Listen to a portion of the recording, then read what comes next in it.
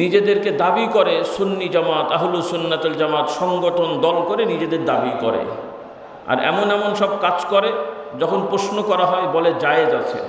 কি আছে? তখন কিন্তু বলতে পারে না সুন্নত। তাহলে করলো, যা করে বলে জায়েজ আছে, বুঝলাম জায়েজ আছে। তাহলে একজন লোক জায়েজ কাজ করলো, 100টার মধ্যে 90টা জায়েজ কাজ করলো, সে কি সুন্নি হলো না জায়েজই হলো? আর একজন 100টার মধ্যে 90টা সুন্নতি কাজ করলো, সে কি হলো? বোঝেননি কথাটা আমার? জায়েজ বুঝলি না জায়েজ?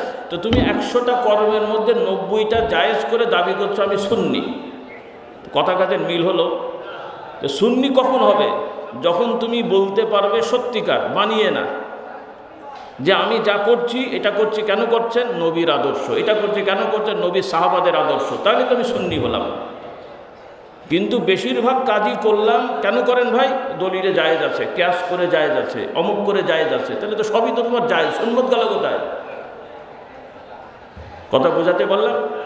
তাহলে প্রকৃত সুন্নি হবে যারা নবীর সুন্নতকে আঁকড়িয়ে ধরবে। আর আমাদের পূর্বপুরুষগণ বায়াত নিয়েছেন, তরিকাতের একটা অঙ্গীকার হয়, বায়াত হয়। এটা নিয়ে অনেকে প্রশ্ন তোলেন। আপনারা বুঝে শুনে কথা বলেন, যারা যেটা করে তাদেরকে প্রশ্ন করে তারপরে ফতোয়া দেন। যে যেটা করে তার ফতোয়া সেভাবে হবে, একজনের দোষ আর একজনের ঘাড়ে চাপালে হবে? কিছু বিভ্রান্ত গোষ্ঠী আছে, তাদের কথা সেটা আমরাও তো বলি। আমরাও পীর মুরিদির দায়িত্ব পালন করি, কিন্তু আমরাও বিশ্বাস করি যে পীর মুরিদির নামে অনেক ভণ্ডামি আছে। তো শুধু যে পীর মুরিদির নামে ভণ্ডামি আছে তা নয়, পীর মুরিদি করে না, পীর মুরিদি বিরোধিতা করে, এদের মধ্যে ভণ্ডামি আছে না? আছে না? নেই?